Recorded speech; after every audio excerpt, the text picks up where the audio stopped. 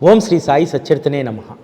శ్రీ సాయి సచ్చరిత మహాయజ్ఞంలో భాగంగా ఈరోజు 5వ రోజు పారాయణకు సంబంధించినటువంటి అధ్యాయాలను మనము మననం చేసుకుందాం.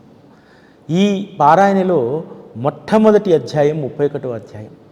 31వ అధ్యాయము మనము ముక్తిని ఏ విధంగా సద్గురువు వద్ద సాధించాలి, సద్గురువును చేరినటువంటి వారికి ముక్తి స్థానం ఏమిటి అనేటువంటిది ఈ 31వ అధ్యాయం తెలియజేస్తుంది.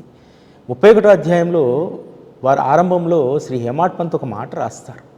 భావార్థులైనటువంటి భక్తులు తమ ప్రాణాలను సత్పురుషులకు అప్పజెప్తారట. ఈరోజు మనము మన ప్రాణాలను సద్గురువుకు అప్పజెప్పడం మూలంగా మనందరము ఈరోజు నిశ్చింతగా ఉండగలుగుతున్నాం. ఎందుకంటే ప్రాణం పోసింది ఎవరో మనకు తెలియదు, కానీ ప్రాణం పోసుకున్న తర్వాత మనల్ని నడిపిస్తున్నటువంటిది ఎవరో మనం బాగా ఎరుకలో ఉన్నాం. ఆ తర్వాత మన ప్రాణం సమాప్తి చేసేది ఎవరో కూడా మనకు తెలుసు. కాబట్టి అటువంటి వారి చరణాలకు మన ప్రాణాలను అప్పగిస్తే ఆ ప్రాణం ఎప్పుడు తీసుకెళ్లాలో ఆయనకే తెలుస్తుంది. ఆ ప్రాణం వెళ్ళేటువంటి సమయంలో మనకు ఎంత గొప్ప సద్గతి కలిగించాలనేటువంటిది ఒక్క గురువుకు మాత్రమే తెలుసు. 31వ అధ్యాయం ఎప్పుడు పారాయణ చేసినా నయనాలు వర్షిస్తాయి. ఎందుకంటే ఇందులో అంత అద్భుతమైనటువంటి మోక్ష కథలు ఉంటాయి. విజయానందుడు అనేటువంటి ఒక మద్రాసుకు చెందినటువంటి సన్యాసి, తన సంకల్పం ఏమిటి? తను మానస సరోవరం వెళ్ళి అక్కడ తపస్సు చేసి ముక్తిని పొందాలని. సోమదేవస్వామి లాంటి వారిని అడుగుతారు, మానస సరోవరం ఎలా వెళ్ళాలని చెప్పి. మానస సరోవరము మనకు చాలా దూరంలో ఉంటుంది, అందున అది మనకు పరదేశము. అక్కడ చాలామంది భూటాన్ ప్రజలు మనల్ని మోసం చేస్తూ ఉంటారు. కాబట్టి విదేశీ యాత్రికులు అక్కడ ఉండడం అనేటువంటిది చాలా కష్టమైనటువంటిది. అందుకని అక్కడికి వెళ్ళడం అనేటువంటిది చాలా దుర్లభమైనటువంటి విషయమే. కానీ ఒక పని చెయ్యి, నువ్వు మానస సరోవర యాత్రలో భాగంగా షిరిడీకి వెళ్ళు. షిరిడీలో ఉన్నటువంటి శ్రీ సాయి భగవానులను దర్శించుకో. ఆయన చెంత గనక నీకు నీ మనస్సుకు శాంతి లభిస్తే అక్కడే ఉండిపో అంటారు. సరే అని చెప్పి షిరిడీకి వెళ్తారు. బాబా ఈ విజయానంద్ అనేటువంటి సన్యాసి ద్వారకామయ మెట్లెక్కుతుండగా ఈ యొక్క దొంగ సన్యాసిని ఇక్కడి నుంచి తరిమేయండి, ఇతనితో మనకు ప్రమాదం ఉంది, ఇతడు ఇక్కడ ఉండడానికి వీలు లేదు అని అంటారు. విజయానంద్ ఆశ్చర్యపోతాడు, ఎందుకు బాబా తన పట్ల ఆ విధంగా వ్యాఖ్య చేశారనేటువంటిది. కానీ ఆ తర్వాత విజయానంద్కు బాబా అనుగ్రహం దక్కుతుంది. షిరిడీలోనే ఉంటాడు. షిరిడీలో ఉండగా తన తల్లికి ఆరోగ్యం బాగాలేదనేటువంటి ఉత్తరం రాగానే దుఃఖిస్తూ శోకిస్తూ వచ్చి బాబా అనుమతి కోరుతాడు. బాబా, నా తల్లి కళ్ళల్లో ప్రాణాలు పెట్టుకొని ఉంది నా కోసం, నేను వెళ్తే ఆమె ప్రశాంతంగా తన ధామానికి చేరిపోతుంది, కాబట్టి నాకు అనుమతి ఇవ్వండి అని అంటారు. బాబా ఒక మాట అంటాడు, తల్లికి అంత గారాల పట్టివైతే ఈ సన్యాసం ఎందుకు? మళ్ళీ ఈ సన్యాసంలోకి వచ్చిన తర్వాత ఈ మమతానురాగాలు ఎందుకు? నీవు ఈ మమతానురాగాల వెంట పడకూడదు. వెళ్ళి లెండిబాగ్ వెళ్ళు, అక్కడ ఏకాంతంగా భాగవతాన్ని పారాయణ చెయ్యి అని అంటారు. ఆయన లెండిబాగ్లో దాదాపు ఒక సప్తాహం పారాయణ చేస్తాడు. ఆ తర్వాత 2 రోజులకే విజయానందుడు మరణిస్తాడు. పోలీసు సంస్కారాలు అదేవిధంగా పంచనామా అయిన తర్వాత విజయానంద్కు అంత్యక్రియలు ప్రభుత్వం వారే జరిపిస్తారు. ఎందుకంటే ఎవరూ లేనటువంటి సాధువుల యొక్క కార్యాలన్నీ కూడా ఆ రోజు ప్రభుత్వమే చేసేటువంటిది. ఇక్కడ మనం అర్థం చేసుకోవాల్సింది ఏంటంటే, విజయానందుడు కాషాయం కట్టినా సరే మమతానురాగాలను వదులుకోలేకపోయాడు. ముందుగా బాబా ఎవరైతే సన్యసిస్తారో వారికి ఉండకూడనటువంటి దాన్ని బోధించాడు. రెండవది, విజయానందుడి యొక్క ఆయుర్ధామం ముందుగానే నిర్ణయించి ఉంది. సత్పురుషుని యొక్క దయ వల్ల షిరిడీకి లాక్కర్ రాబడ్డాడు. ఎందుకంటే మానస సరోవర యాత్రలో పడి ఎక్కడో అనాథ శవంగా తను వెళ్ళిపోవడం కంటే కూడా తను చేసుకున్నటువంటి కొద్ది పుణ్యం చేత సద్గురు శ్రీ సాయిబాబా యొక్క చరణాల వద్ద ఆయన వారి తుది శ్వాసను విడిచేటువంటి అదృష్టాన్ని పొందాడు. తన సాధుత్వానికి, తన సన్యాసత్వానికి కొంతనైనా సార్థకం చేసుకోగలిగాడు. బాబా ఎంత దయామయుడు. తల్లికి ఆరోగ్యం బాగలేకపోయిందంటే పంపించవచ్చు కదా, లేదు అతని యొక్క మనోభిష్టం మానస సరోవరానికి పంపించవచ్చు కదా.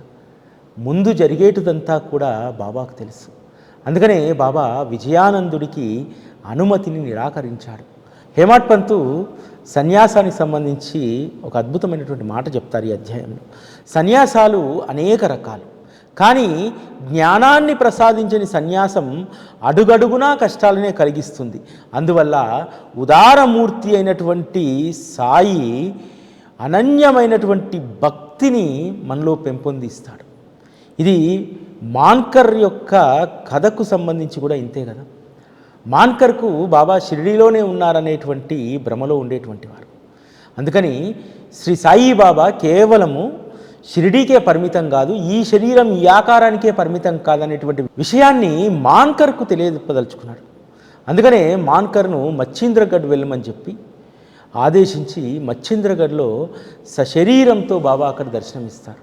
బాగా చూడు, ఇక్కడ ఉన్నటువంటిది షిరిడీలో ఉన్నటువంటి రూపం ఒకేలా ఉంది కదా, నువ్వు ఎక్కడ ఉన్నా సరే నేను నీతో ఉంటాననేటువంటి విషయం తెలియజేస్తాడు. అంతేకాదు ఆ తర్వాత తను ముంబైకి వెళ్ళడానికి టికెట్ కొనుక్కోవడానికి విపరీతమైనటువంటి రద్దీ ఉండి టికెట్ దొరకకపోతే ఒక పల్లెటూరి వారి వేషంలో వచ్చి బాబా ఏ విధంగా టికెట్ని ఇస్తారు అంటే, నీకు అన్ని వేళల్లో సర్వావస్థల్లో నీకు నేను సహాయకారిగా ఉంటాననేటువంటి విషయం మాన్కర్ కథ ద్వారా మనకు తెలియజేశారు కదా.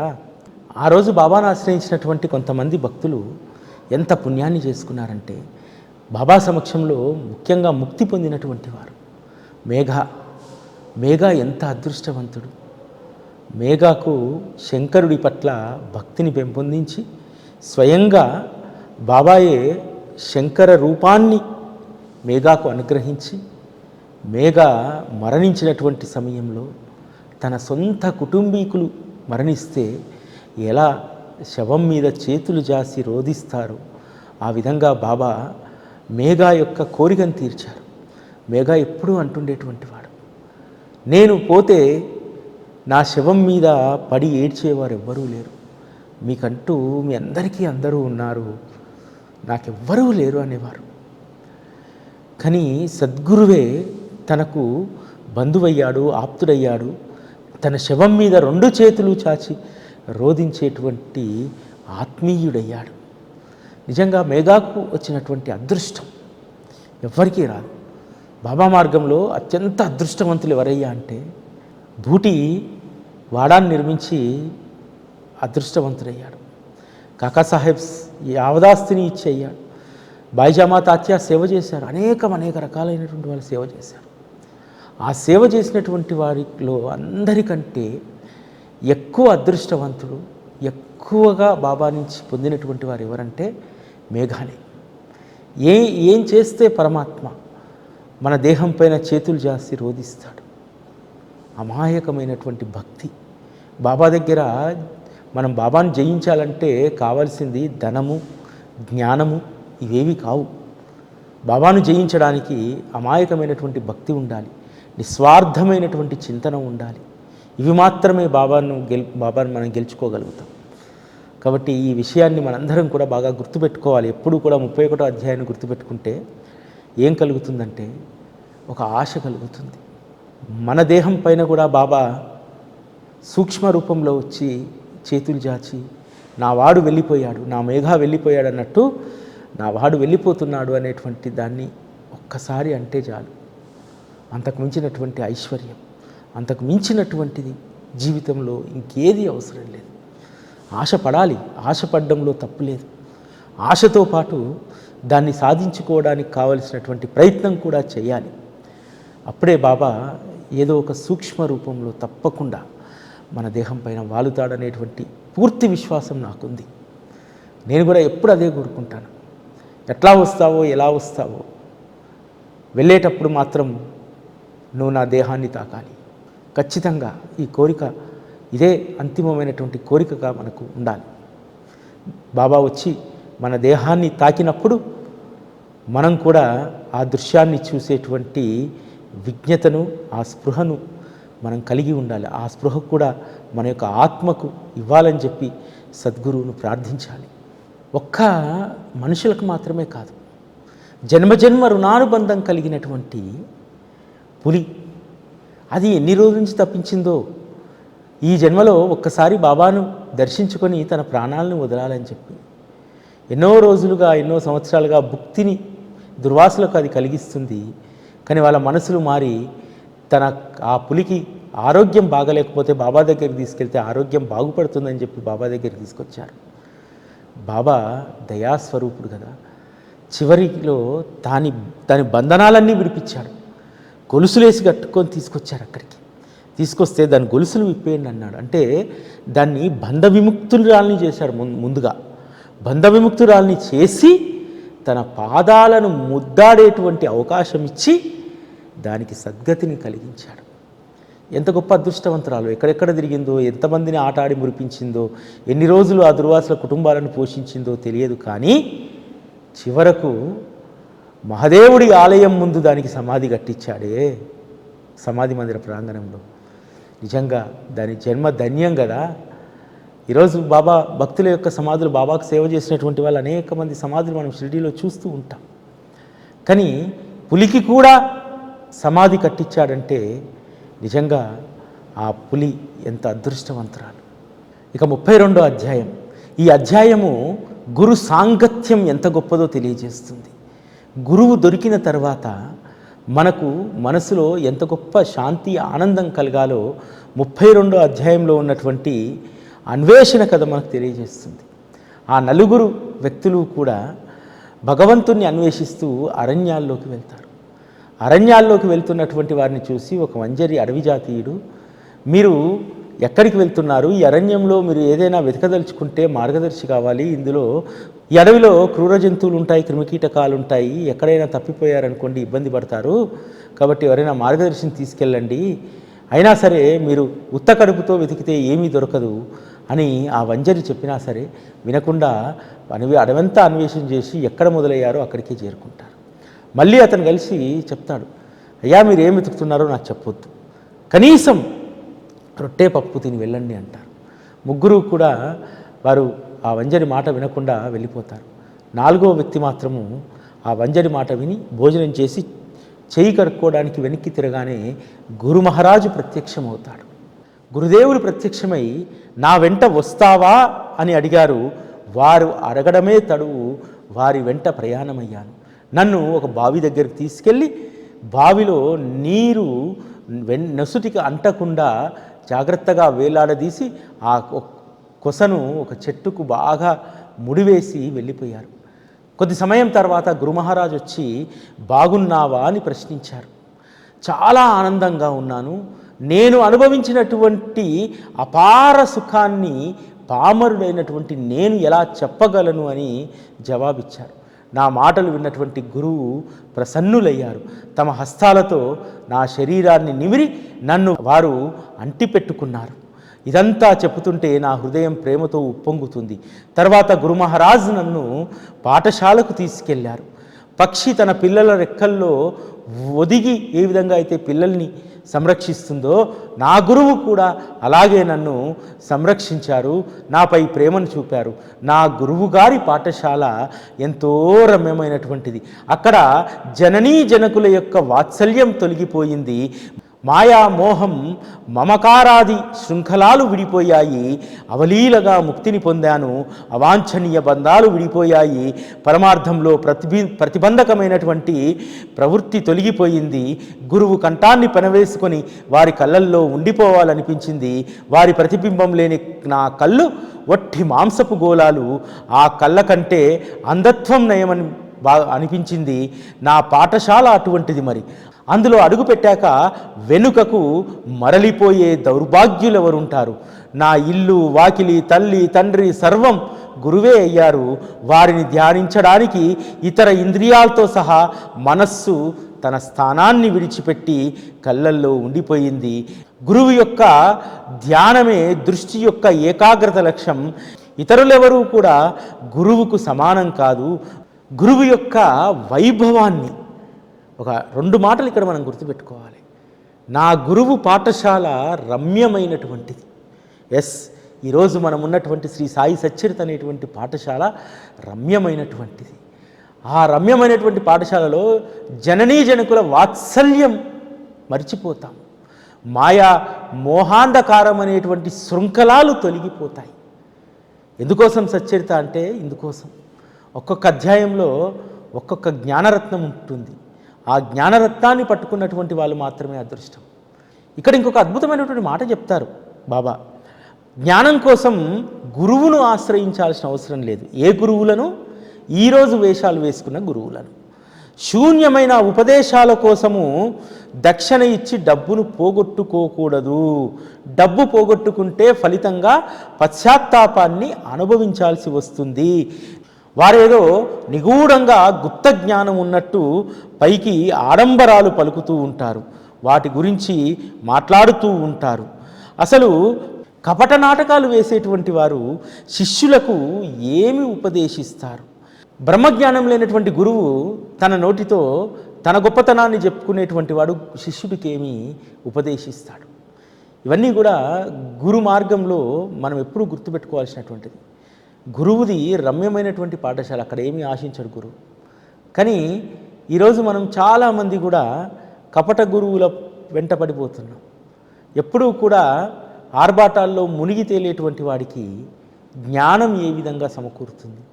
ఇవన్నీ కూడా చాలా జాగ్రత్తగా ఉండాలి. మీరు గురు తత్వంలో కూడా డ్యూప్లికేట్లు ఉంటాయనేటువంటి విషయాన్ని శ్రీ సాయి సచ్చరిత మనకు తెలియజేస్తుంది. గురువు యొక్క నియమం ఏ విధంగా ఉంటుంది? గురువు భక్తులకు ఎప్పుడూ ఏ కఠిన నియమాలు విధించరనేటువంటి విషయం గోఖలే భార్య కథ ద్వారా మనకు తెలుస్తుంది కదా. ఉపవాసం ఉండాలని చెప్పి షిరిడీకి వస్తుంది. కానీ బాబా ఆ తల్లి ఉపవాస నిష్టను ఎంత సునాయాసంగా దాన్ని సడలింపజేస్తారో, దాన్ని విరమింపజేస్తారో మనందరం తెలుసుకున్నాం కదా. దాదా కేల్కర్ భార్యకు వంట చేసేటువంటి అవకాశం ఆ రోజు లేదు. గోఖలే భార్యకు పిల్లలకు గోఖలేకు చక్కగా ఈరోజు నువ్వు పురాణ్ పోలీలు చేసి పండగ భోజనం వాళ్ళందరికీ అందించి నువ్వు తిను అని అన్నాడు. ఉపవాసం కాదు, పరోపకారమే ప్రధానం అనేటువంటి విషయాన్ని ఇక్కడ బాబా అత్యద్భుతంగా చెప్తారు. అంతేకాదు శ్రమే ఫలి, శ్రమ ద్వారానే ఫలితం వస్తుంది. బాబా చెప్తాడు, నేను చిన్న వయసులో నడుముకు రుమాలు కట్టుకొని పని వెతుక్కుంటూ నేను ఊర్ల పొంటి తిరిగాను. బీడ్గావులో నాకు పని దొరికింది, జరీ పని. ఆ జరీ పని అంతకుముందే 3 యువకులు చేస్తున్నారు. నా యజమాని నన్ను మెచ్చి వాళ్ళకంటే అధికమైనటువంటి జీతం ఇచ్చారు. మొదటి వాడికి 50, రెండో వాడికి 100, మూడో వాడికి 150. వాళ్ళకు ఇచ్చేటువంటి దాంతో రెట్టింపు జీతం నాకు ఇచ్చాడు. అంతేకాదు నా యజమాని నా పనిని మెచ్చి జరీ తలపాగా బహుమానంగా ఇచ్చారు అని చెప్తారు. నా యజమాని ఇచ్చేటువంటి దాని ముందు ఇతరులు ఇచ్చినటువంటిది ఏమి సమానము అని అంటారు. అంతేకాదు నా యజమాని నాకు ఇస్తూ ఉంటారు, కానీ నన్ను మాత్రం అందరూ తేతే అని అడుగుతారు. అసలైనటువంటి సంపదను తవ్వుకునేటువంటి సుపుత్రుడే లేకపాయే అని అంటారు. పుత్రులు మనందరం పుత్రులం పుత్రికలం మనం. సుపుత్రులు పాపం బాబాకు కరువు. ఎందుకంటే బండ్ల కొద్దీ జ్ఞానం అనేటువంటి ఊదిని ఆయన అక్కడ పెడతాడు. కాబట్టి సుపుత్రులు సుపుత్రికలు మాత్రమే దాన్ని తీసుకెళ్తారు. మరి మనము సుపుత్రులుగా పరిణితి చెందామా లేదా అనేటువంటిది మనమే ఆలోచించుకోవాలి. 33, 34, 35 ఈ అధ్యాయాలు ప్రతి ఒక్కరికి బాగా గుర్తుండిపోతాయి.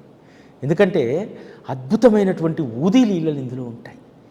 33వ అధ్యాయంలో కేవలం వాక్కు చేత ఊది ఇచ్చి తన వద్దకు వచ్చినటువంటి నారాయణ మొదక్కు ఎన్ని రోజులు ఇంకా మనం ఇతరుల వద్ద పనిచేయాలి? వంట బ్రాహ్మణుడు అతను. ఒకరి దగ్గర వంట బ్రాహ్మణుడిగా నాసిక్లో పనిచేస్తూ ఉంటారు. మనమే ఒక యజమానిగా మనమే ఒక వ్యాపారాన్ని ఎందుకు ప్రారంభించకూడదు అంటాడు.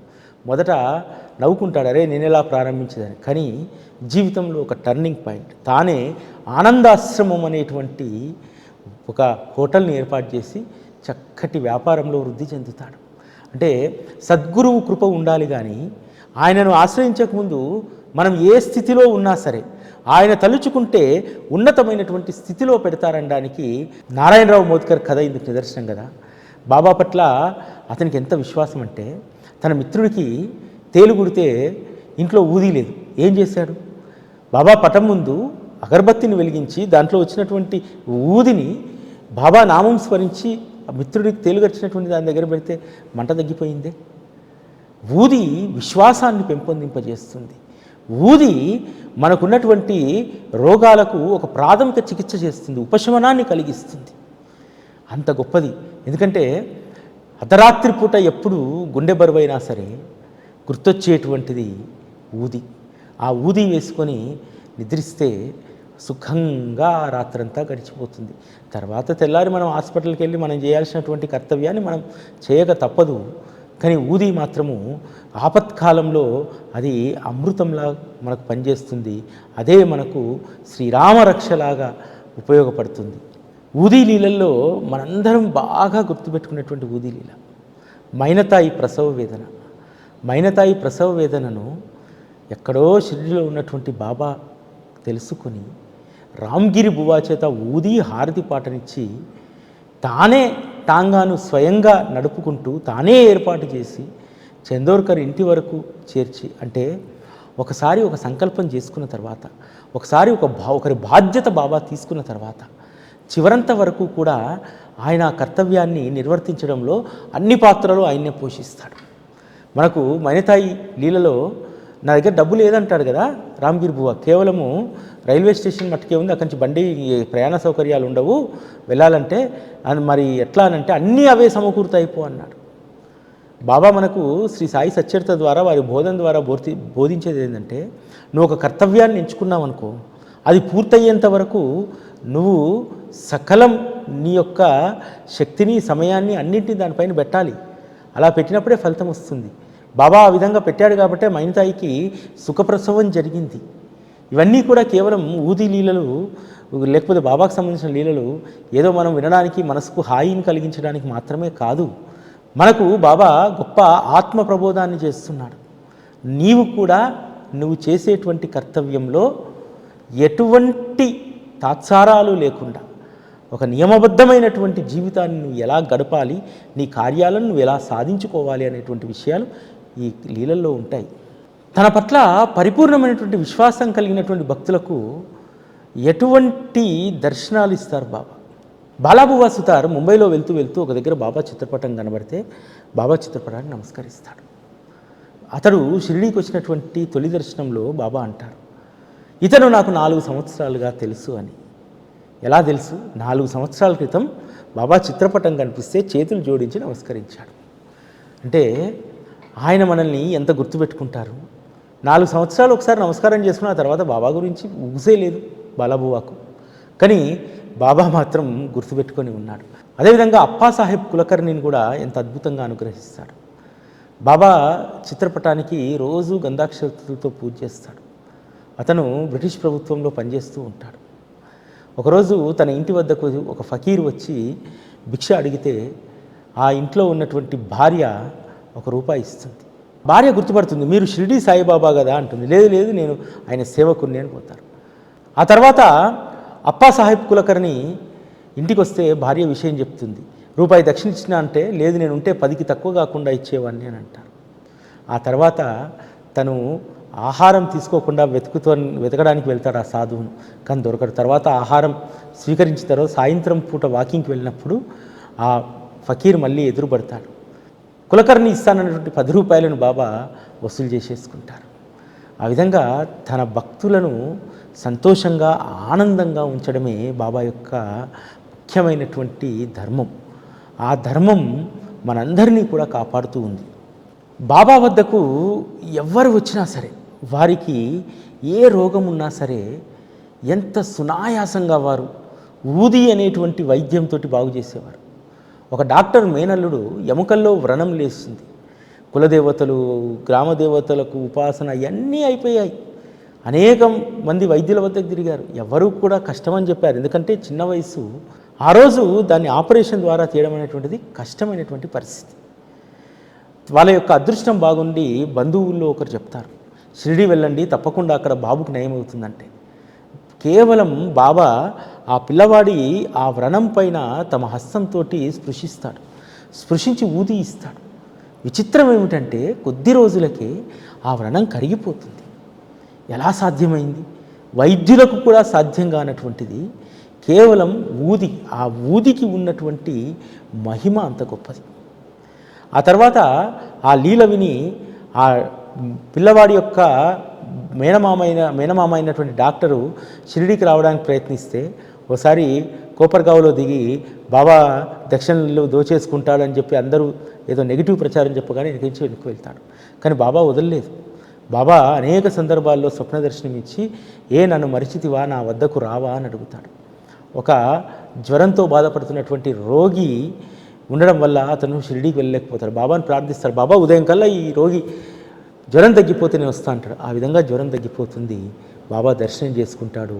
తన మనస్సు ఎంత శాంతిస్తుందంటే జనులు చెప్పిందంతా అవాస్తవము, ఇక్కడ ఉన్నటువంటి సాయిబాబాయే వాస్తవము.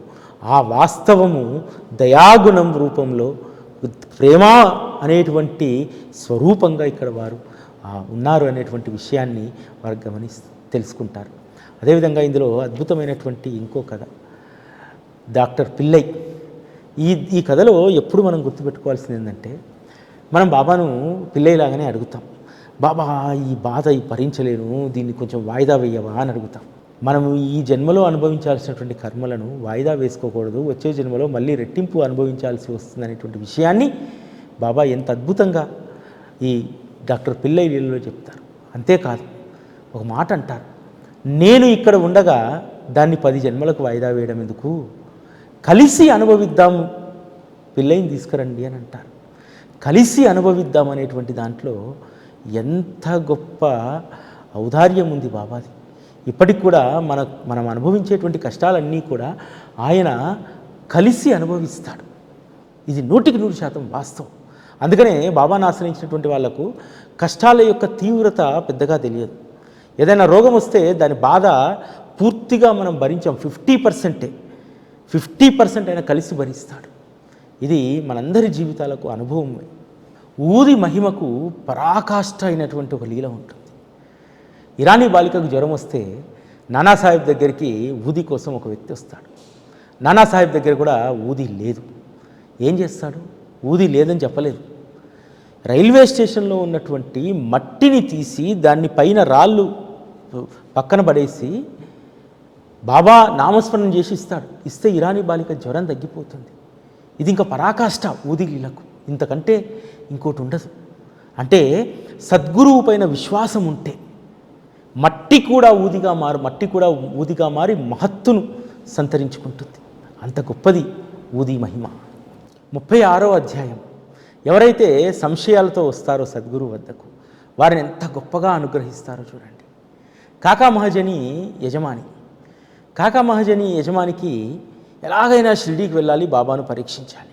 ఎందుకంటే కాకా మహాజని షిరిడీ వెళ్ళినప్పుడల్లా పెట్టినటువంటి సెలవు కంటే 2 రోజులు ఆలస్యంగా వచ్చేవాడు. ఏంది అని అంటే బాబా అనుమతి ఇవ్వలేదు అనేటువంటి వారు. అనేక సందర్భాల్లో కాకా మహాజని యజమాని అనేటువంటి వారు మీ సాయిబాబాకు తన భక్తుల్ని ఇదే విధంగా ఉద్యోగ ధర్మాన్ని నిర్వర్తించేటువంటి పద్ధతి ఇదేనా నీకు బోధిస్తున్నాడు, ఉద్యోగ ధర్మం పద్ధతి ఆయనకు తెలియదా అనేటువంటి వారు. సరే ఎలాగైనా సరే వెళ్దామని చెప్పి కాకా మహాజనితో పాటు వెళ్దాం అనుకుంటాడు షిరిడీకి. కాకా మహాజని అంటాడు, అయ్యా వెళ్ళేటంత వరకు మన ఇద్దరం కలిసి వెళ్తాం, రావడం అనేటువంటిది అది బాబా ఇష్టం మీద ఆధారపడి ఉంది, నన్ను ఎన్ని రోజులు ఉంచుకుంటారో ఆయన తెలియదు, కాబట్టి మీకు ఎప్పుడు అనుమతి దొరికితే అప్పుడు వచ్చేయచ్చు అని అంటారు. సరే ఒక్కనే రావడం ఎందుకంటే 3వ వ్యక్తిని తీసుకొని వెళ్తారు. వెళ్ళినప్పుడు శ్యామ పరిచయం చేస్తాడు, ఈయనే కాకాకు యజమాని అని చెప్పి. కాకా యజమాని ఇతను కాదే, కాకాకు యజమాని వేరే ఉన్నారే అని అంటాడు. అదేవిధంగా వీళ్ళందరూ కలిసి బాబాకు ద్రాక్ష పళ్ళు తీసుకెళ్తారు. కాకా మహాజని యజమానికి ద్రాక్షలో గింజ ఉన్నటువంటి వాటిని తినడు, ఇష్టం ఉండదు. కానీ ఆ రోజు గింజ ఉన్నటువంటి ద్రాక్ష పళ్ళే దొరికాయి. బాబా అందరికీ పళ్ళు ఇస్తే ఇతనికి కూడా పండిస్తే అందులో గింజ ఉంది, దాన్ని మెల్లగా తీసుకొని కోట్ జేబులో వేసుకుంటాడు. మరలా ఇంకొకసారి ఇస్తే మనసులో అనుకుంటాడు, అరే ఈయనేం సత్పురుషుడు, ఇటువంటివి తినడం నాకు ఇష్టం లేదని చెప్పి తెలుసు కదా, అయినా సరే ఇవే ఇస్తున్నాడు ఏంటి అని అంటాడు. కానీ తర్వాత అవి చేతిలో పట్టుకుని ఉంటే తిను అని చెప్పి బాబా ఆదేశిస్తే తింటాడు, దాంట్లో గింజలు లేవు. ఆశ్చర్యపోతాడు. మేము కొన్నవన్నీ కూడా గింజలు ఉన్నటువంటి పండ్లే, కానీ బాబా నా మనస్సు ఎరిగి నేను ఏదైతే బాబా పట్ల విసుక్కున్నానో ఆ విసుగును వారు ఆలకించారు, దాంతో ఆయన అనుగ్రహించారు అని చెప్పి అతని గురించి ఒక కథ చెప్పడం ప్రారంభిస్తాడు బాబా. ఒక ఊరిలో ఒక పెద్ద మనిషి ఉన్నాడు, అనవసరమైనటువంటి బరువులను ఎత్తుకుంటాడు, వాటిని దింపుకోలేక నానాయాతనలు పడుతూ ఉంటారని చెప్పి, అది నా కథే అని చెప్పి కాకా మహజని స్నేహితుడికి అర్థమవుతుంది. ముంబైలో కాయస్థ ప్రభు వంశానికి చెందినటువంటి ఒక వ్యక్తికి రాత్రిపూట నిద్ర పట్టేది కాదు. రాత్రి స్వప్నంలో తన తండ్రి వచ్చి విపరీతంగా తిట్టేవాడు. దాంతో నిద్రాభంగమై అస్సలు నిద్ర పట్టకపోయేది. కానీ అతను అదృష్టవశాత్తు బాబా విభూది ఫోటో లభించి ప్రతిరోజు రాత్రి ఆ విభూతిని సేవించి పడుకుంటే సుఖవంతమైన నిద్రను పొందాడు. అంతేకాదు తనకెంతో ప్రియభక్తులైనటువంటి బాలాజీ నెవాస్కర్ ఇంట్లో బాలాజీ నెవాస్కర్ సంవత్సరీకానికి సంబంధించి భోజనాల విషయంలో 100 మందిని పిలిస్తే 400 మంది వస్తారు. వండినటువంటి పదార్థాలు ఎక్కడ అవి సరిపోవు అనేటువంటి దాంతో బాలాజీ నెవాస్కర్ భార్య బాబాను ప్రార్థించి ఊదిని తీసుకెళ్ళి భోజన పదార్థాలపైన చల్లుతుంది. 400 మందికి భోజనం వడ్డించగా 100 మందికి మిగులుతుంది. అంటే బాలాజీ నెవాస్కర్ పట్ల బాబాకు ఉన్నటువంటి ప్రేమ, ఎందుకంత ప్రేమ ఉంది? షిరిడీలో బాబా వచ్చినటువంటి తొలినాళ్ళలో నివాసా నుంచి షిరిడీకి వచ్చి బాబా తిరిగేటువంటి వీధులన్నీ శుభ్రపరిచారు. ఆ తర్వాత రాధాకృష్ణ శుభ్రపరిచింది.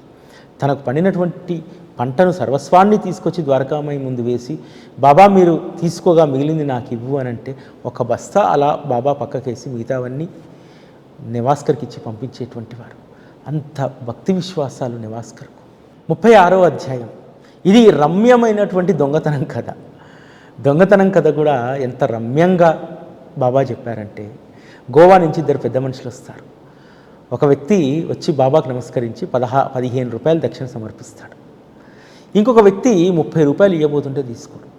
శ్యామ అడుగుతాడు, బాబా అతను మొదటి అతను ఇద్దరు కలిసే వచ్చారు, మొదటి అతని దగ్గర నువ్వు తీసుకున్నావు, రెండో అతని దగ్గర తీసుకోకపోతే మనసు చిన్నబుచ్చుకోరా అంటే, శ్యామ నువ్వు చిన్నపిల్లవాడివి, నీకేమీ తెలియదు, ఎవరైతే భగవంతునికి బాకీ ఉంటారో వాని దగ్గరనే నేను తీసుకుంటాను అని చెప్పి మొదటి వ్యక్తి వృత్తాంతం గురించి చెప్తాడు. ఒకతను కొండ కోణల్లో నివసించేటువంటి వాడు, ఉద్యోగం వస్తే దత్తస్వామికి 15 రూపాయలు ఇస్తానని మొక్కుకున్నాడు. ఉద్యోగం వచ్చింది, 15 రూపాయల జీతం కాస్త 30 అయింది, 30 కాస్త 60 అయింది, 60 కాస్త 120 అయింది. అయినా సరే దత్తప్రభువు బాకీ తీరలేదు. వీళ్ళు ఎవరెవరికో మొక్కుకుంటారు, రుణపడి ఉంటారు, ఆ రుణాలను తీర్చడానికి వారిని ఇక్కడికి నేను రప్పించాల్సి ఉంటుంది అని చెప్పి మొదటి వ్యక్తి కథ చెప్తాడు. మొదటి వ్యక్తికి అర్థమవుతుంది నా కథనే అని చెప్పి. రెండో వ్యక్తి గురించి చెప్తాడు. నేను సముద్ర తీరంలో తిరుగుతున్నప్పుడు ఒక వ్యక్తి నాకు ఆశ్రయం కల్పించాడు, నాకు ఒక గదిని చూపెట్టి అందులో ఉండమన్నాడు. ఆ గదికి కన్నం వేసి నా జేబులో ఉన్నటువంటి 30,000 రూపాయలను కాజేశాడు. లబోదిబోమంటూ తిరుగుతూ ఉంటే ఒక సాధువు వద్దకు నన్ను పంపించాడు, స్టీమర్ ఎక్కి నేను ఇక్కడ దిగాను అని అంటాడు. అది ఆ పెద్ద మనిషి కథనే. అతను నమ్మినటువంటి వంట బ్రాహ్మణుడే తన ఇంట్లో కన్నం వేసి సర్వస్వం దోసుకుపోతాడు. సంపాదించినంతా పోవడంతో దిగులతోటి అన్నపానీయాలు రుచించక అరుగు మీద కూర్చొని ఏడుస్తూ ఉంటే ఒక ఫకీరు వచ్చి, షిరిడీలో ఉన్నటువంటి బాబాకు మొక్కుకో, అప్పటి వరకు నీకు ఇష్టమైనటువంటి ఇది ఏదైనా ఒక ఆహారాన్ని వదిలేయని చెప్పాడు. నేను అన్నాన్ని వదిలేశాను.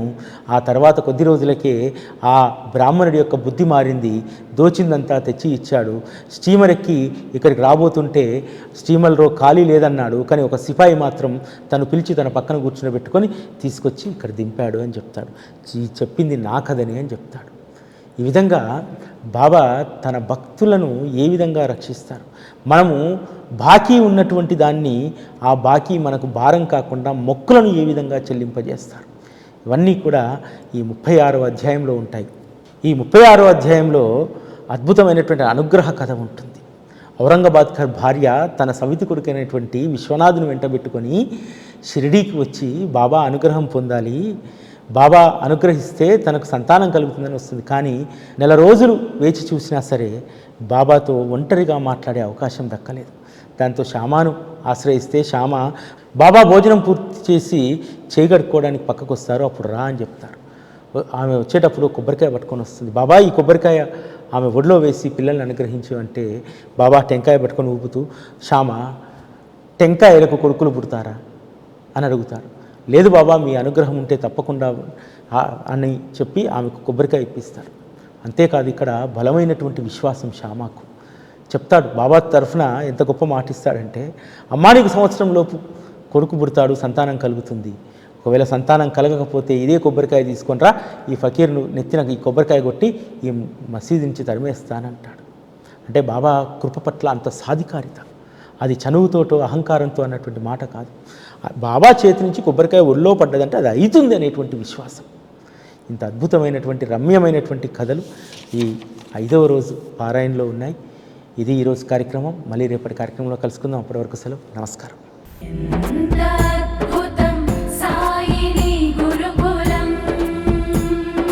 శిక్షణే తప్ప శిక్షలు లేని శరణాగతి సౌదం.